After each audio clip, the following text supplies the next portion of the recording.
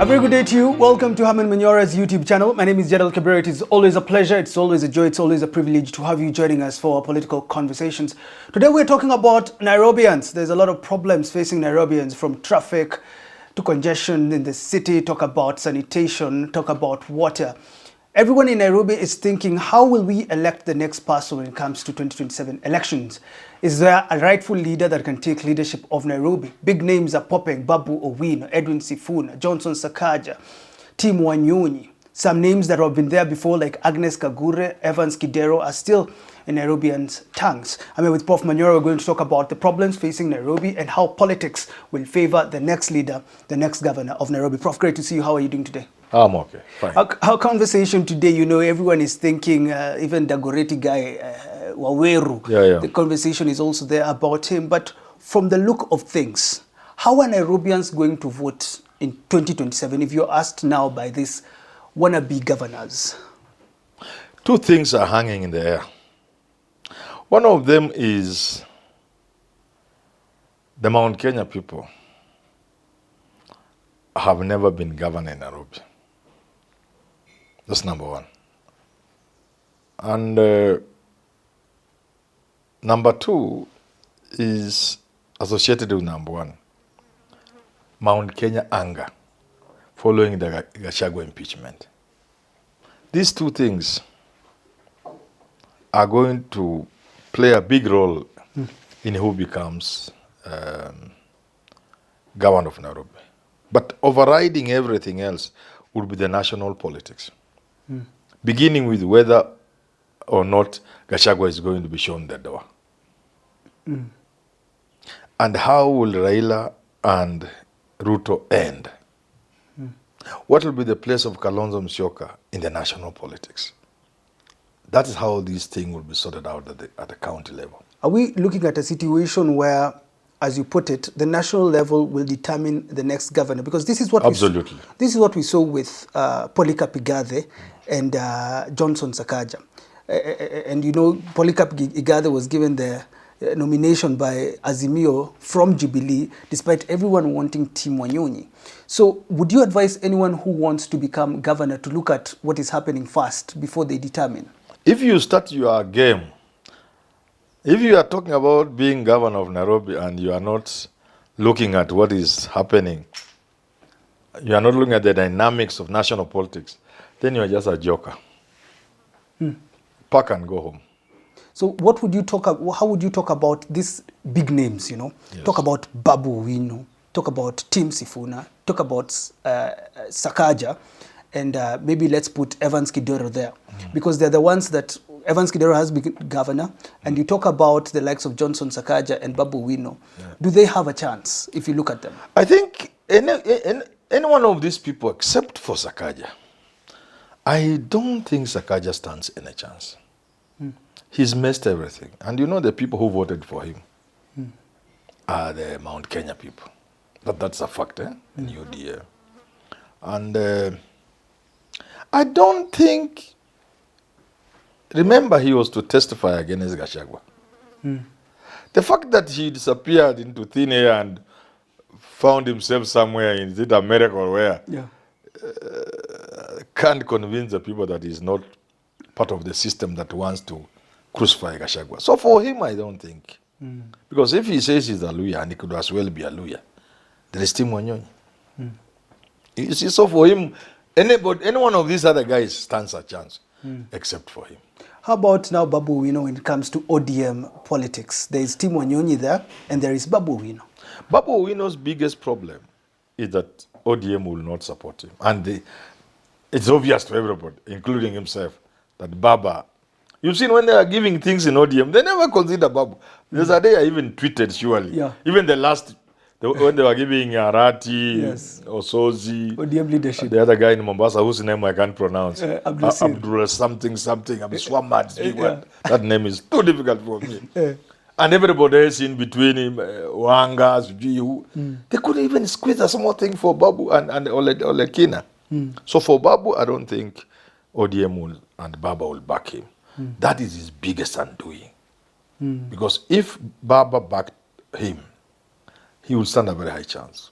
So he will have to engineer his politics again pegged on the national politics. He has a chance, but not being backed by Baba and the ODM really is a big problem to him. You said something interesting about Gachagua's ouster as a big determination for Nairobi politics. Yes.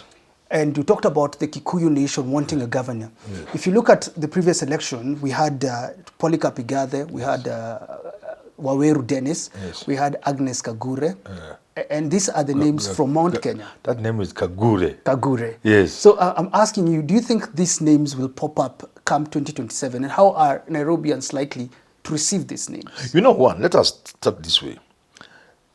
The Kikuyu vote is the largest in Nairobi, currently standing at almost 1 million. In the last election, there was a UDA wave, and the UDA was majorly a Mount Kenya party. And that's the truth.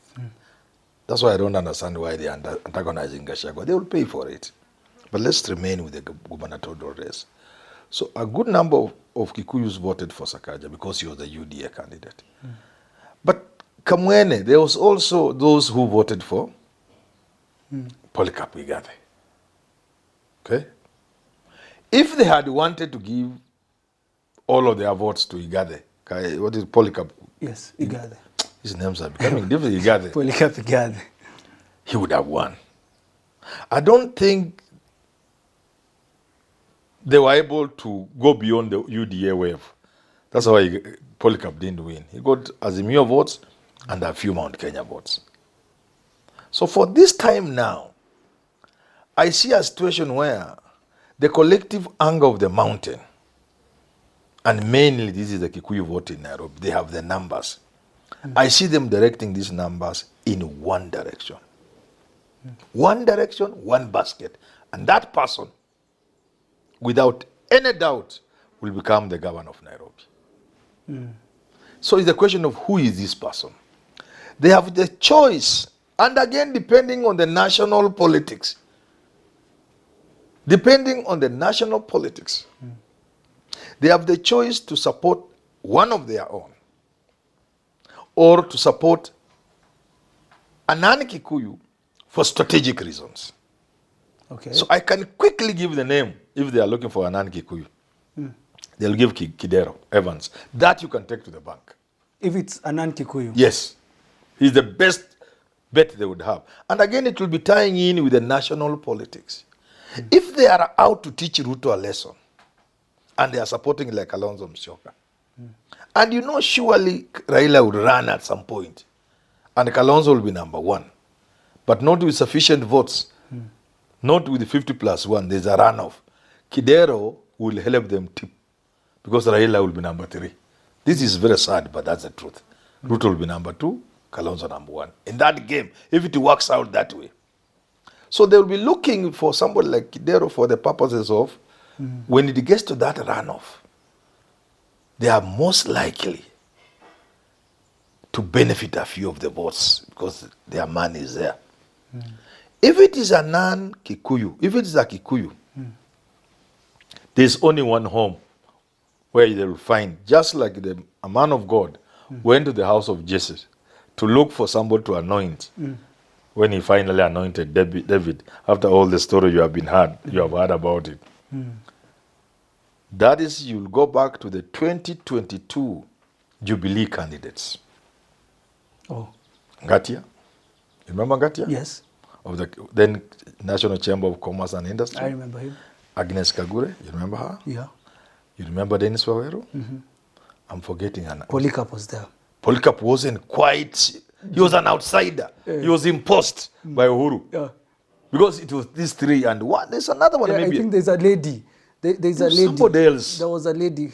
It was Agnes Kagure, Dennis Waweru, and this Chamber of Commerce guy. Gatia. There was another lady. There was somebody else, Yes. and maybe another one. But those three were prominent. Kagure, Waweru, and Ngatia. Igathe was imposed. He was not the Jubilee person. These three were the Kikuyu candidates. If Uhuru wanted a candidate, they said we shall support Raila for the national job, but in Nairobi they will leave it to a Kikuyu. That's so that he could convince the community why they should back Raila, which made sense. Which put Raila in a very difficult situation, having to tell Tim Wanyonyi, please, please, Go back we to are looking at a bigger thing. Yeah. It was so difficult for them. I was close and I could see how difficult it was for them. But instead of looking for Kagure or Dennis Wawere or Ngatia, they quickly imposed Polycarp. So I can see Gachagua's influence. If they settle for a Kikuyu, it will have to be one of somebody who was in Jubilee. That those three names, the fourth one we have forgotten. Those three names, Kagure, Waweru, Ngatia. And another one could crop up, but must be from the same space. That is the choice Gachagua will have for Nairobi. One of those fellows. Or otherwise, you will have Kidero. It is interesting that when it came to 2022, Yes. it's only Agnes that popped up and went to the ballot box as an independent. The others gave way for Polycarp Igade. I think they were talked to. Talked They to. were talked to, and I think Nicely. Agnes, I think she was a bit stubborn. Do you think she will have a chance now? Can we look at a situation where it's Agnes or Kidero? And does she have a chance? Because if she comes up as a woman, there is also someone like Margaret Wanjiru, who is from UDA, who, Nairobians relate with her well. She's too Ruto to be embraced by Gachagua, Margaret Wanjiru. Okay. So that one, leave her. So what are the chances for someone like... It will have to be a Gachagua compliant person, a Mount Kenya compliant person, not a Ruto person. That's why we have removed Sakaja already. We've now removed... It is Mount Kenya compliant, Gachagua compliant. What will So work? at the end of them, you see in situations like this, it is never how good you are. Yeah. No! Once you are impressed by Gachagua and the Mount Kenya people in Nairobi, that's it. Whether you are Kidero or Agnes Kagure or Waweru or Ngatia, that's it, or anybody else. Even Manyora here or you. It doesn't matter. It never matters. As long as you've been blessed by Gachagua. It is nothing else. And the politics works like that almost across the world. Situations like this are common. Where like now people are saying they want to fight Ruto and Raila. The person the people will put their hands on, whether it is Kalonzo, Matiangi, Omtata, Manyora, I must put my name there all the time. Yeah. That's the person people will vote for. Situations like that, they produce a name. The name need not have any substance. So it was Kibaki Tosha Kwisha. So it's... Left on his own, Kibaki would have run until the last race, he would have gotten 10,000 votes. Yeah, his best chance was 1997. Herman Manyora's YouTube channel reaches millions of Kenyans every single month, directly through the platform and indirectly through different social media platforms. Our serious political and governance audience are more than willing to purchase products and services marketed to this platform.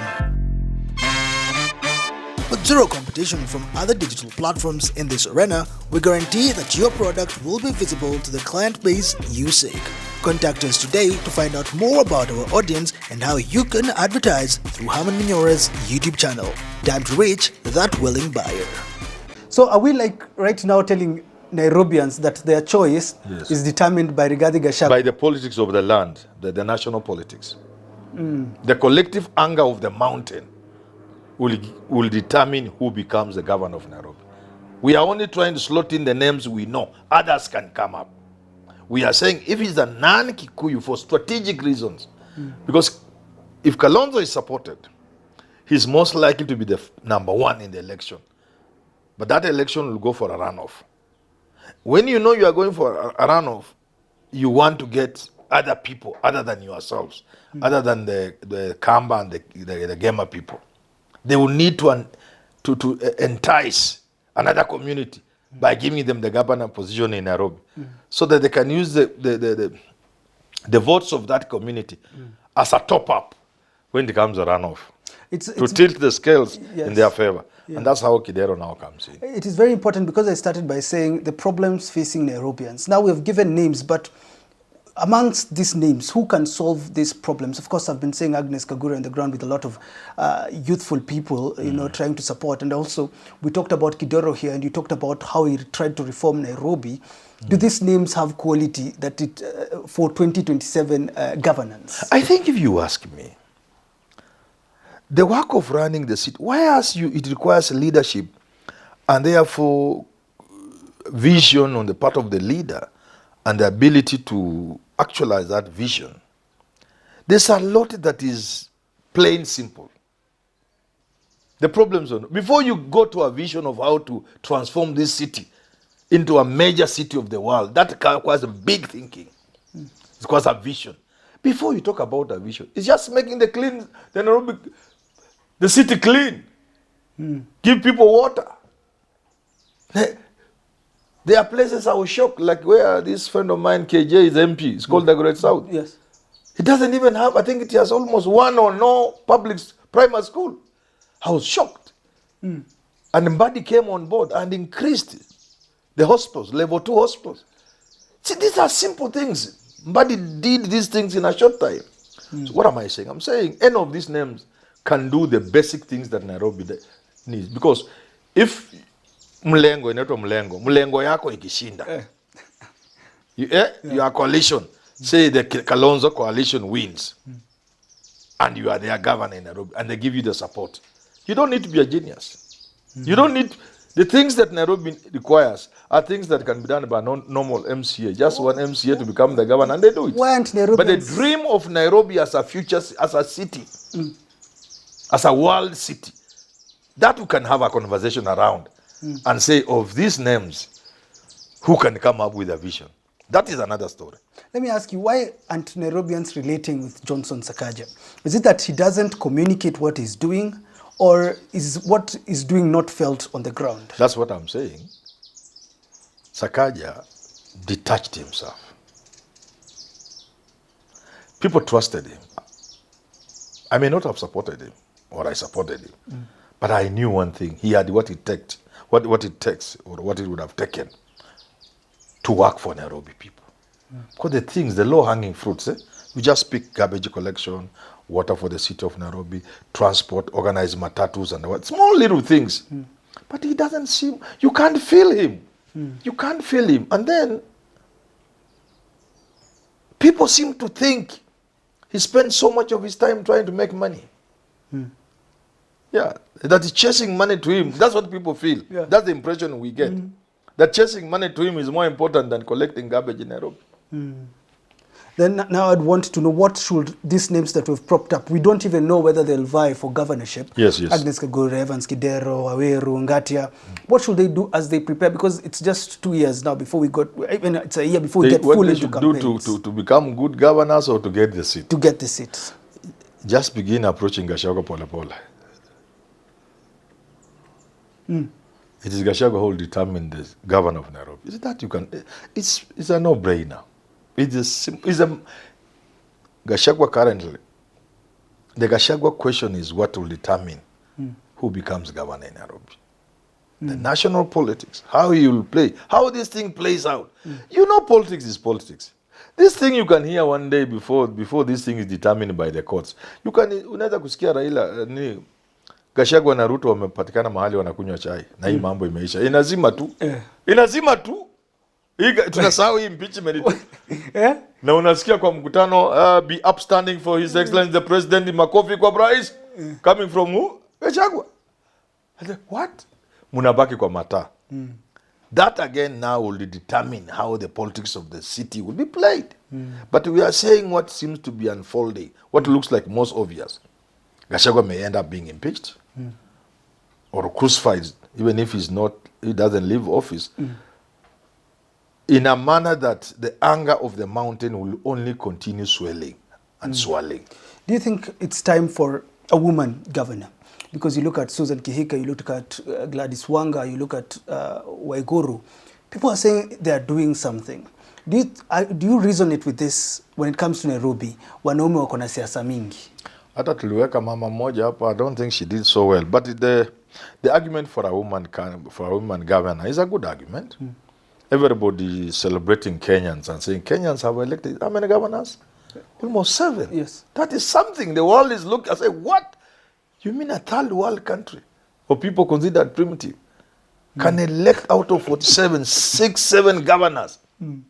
If you look at it that way, another 1 or 2 more or 3 more to make it 10 would be something good for the country. It can even be much better if it is within the capital city. Yeah. So it's just for the out. If I were Agnes, I will capitalize on that. I will profile myself as a woman. You know, sometimes people, you know, it's difficult if you are a woman.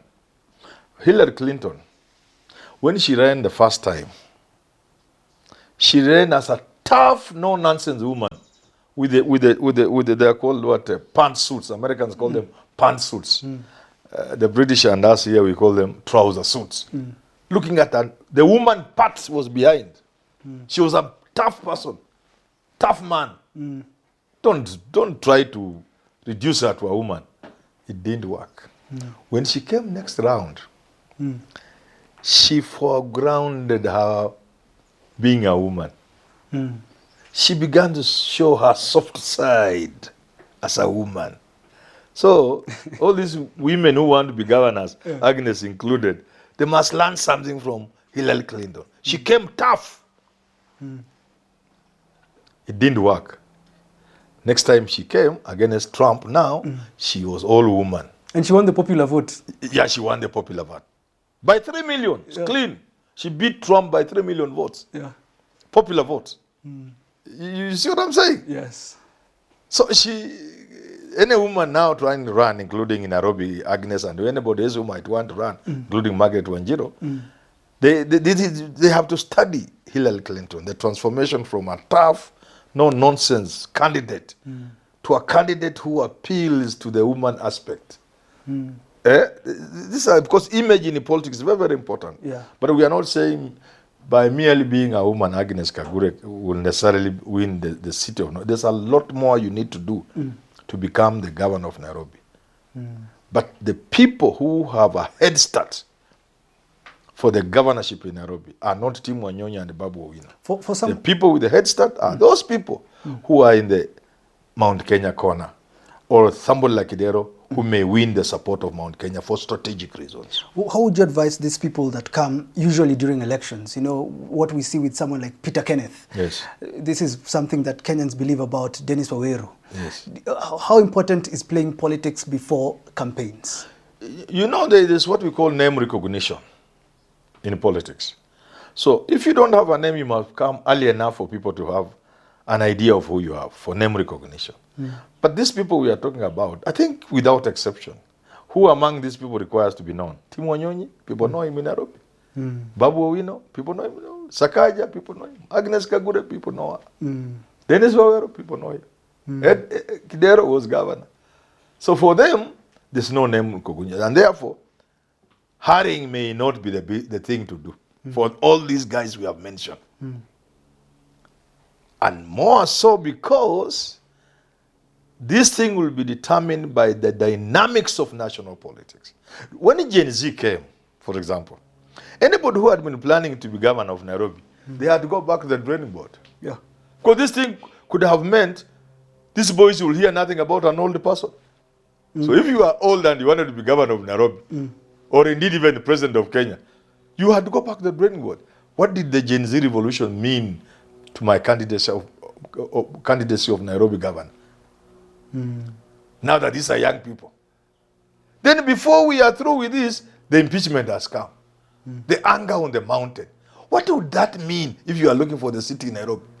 We don't know what else will come. Yeah. So since these candidates are already all known, my advice to them, and I can't go beyond this because they have to pay me now, is to stay woke. You call woke?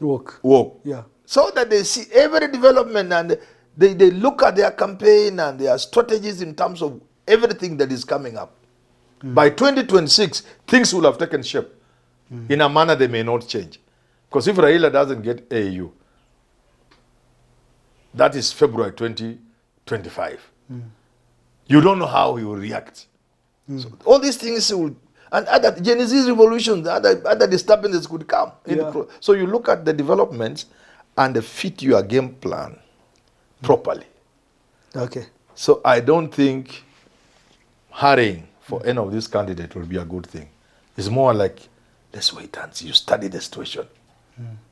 You make incremental steps, small steps, kidogo, all the time looking at what is happening. How does it impact my campaign?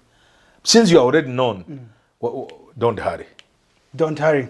That's it from Prof. Manyora with regards to Nairobi politics. For everyone who wanted to know what the future looks like, who's the next governor, that has been your conversation for Nairobians. Thanks for tuning in. Until we talk again, have yourself a lovely rest of your day.